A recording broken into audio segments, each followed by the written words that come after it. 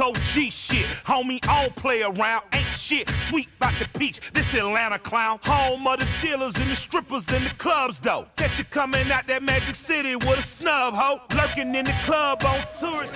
Alright, what's up? I'm Killer Mike, aka Mike Bigger. This is South by Southwest, and I am in the Doc Martin house. And all that nigga found was the Ruger and some pain. Pow, motherfucker, pow, come up off the chain. Pow, motherfucker, pow. Killer Mike is probably like defined by two styles. I'm a working class kid, so my roots are like boots and overalls and Carhartt jackets and whatnot. Like my roots are that because my grandpa hunted and fished and worked. So, you know, I grew up wearing what your dad or your granddad wears. That's why I kind of like the Doc Martin stuff. Like I wouldn't feel bad working on my car, rinsing these off, and then just taking my girl out, just rolling the pants a little higher, putting on a nicer shirt. This will work for me. But my other thing is like just kind of very preppy. That's the kid that went off to college at Morehouse, and the kid that my grandparents raised is a kid who wears Levi's jeans, Doc Martin boots, and a V-neck t-shirt. This is my grandfather, and I dress like him. I rapped about buying a pair of overalls a couple verses ago, and like I went and just bought a pair because it's easier. So for me, you know, it's just utility. You know, I like oversized pockets to put stuff in my cargo shorts. I like for my jeans to be able to take a stain, and you know, if I wash them, to keep on ticking. Men are supposed to do stuff with their hands. Like if I have a handkerchief, it's not just because I'm gang banging. I might wipe my hands with it if I get dirty. So it's the practicality of it all. And I think the only thing that's like a splash for me style wise is I like diamond earrings and I like fitted caps.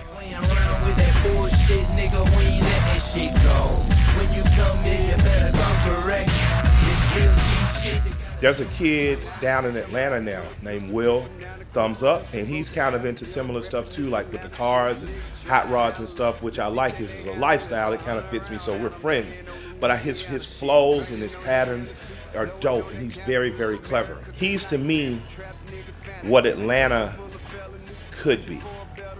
Like, you know, we're great at doing some jingles and getting some memorable records out there that are kind of novelties, but he, to me, is what Outkast and Goody Mob were and are. He is a cornerstone for what the Atlanta style should be progressing toward. I believe that there's certain music that needs to live, and if the people who produce that music aren't producing it, and if the culture around it isn't, meaning geographically, the radius geographically that Outkast was, if the city of Atlanta is not producing that, I believe that energy has to find a vessel to stay relevant, to stay here. And when I hear Kendrick, I just hear these dope ass mid and late 90s Outkast Atlanta inflections that I don't even know if he's conscious that he's doing, because he might just be a fan that absorbed it. It's like me when people say you give Ice Cube inflections. I obviously know I do, and I validate it by saying, yeah, that's a compliment, but I don't consciously sit down and try to do it. But I feel so influenced by that music, it just comes out. So, you know, for me, I'm happy to have Kendrick, you know, doing that. It pushes you to go forward. So, yeah. Promo, homie, you might get your ass punched. Like Def Jam, circa 83, you get rushed. If you rolling with some winners, then you rolling with I know some dumb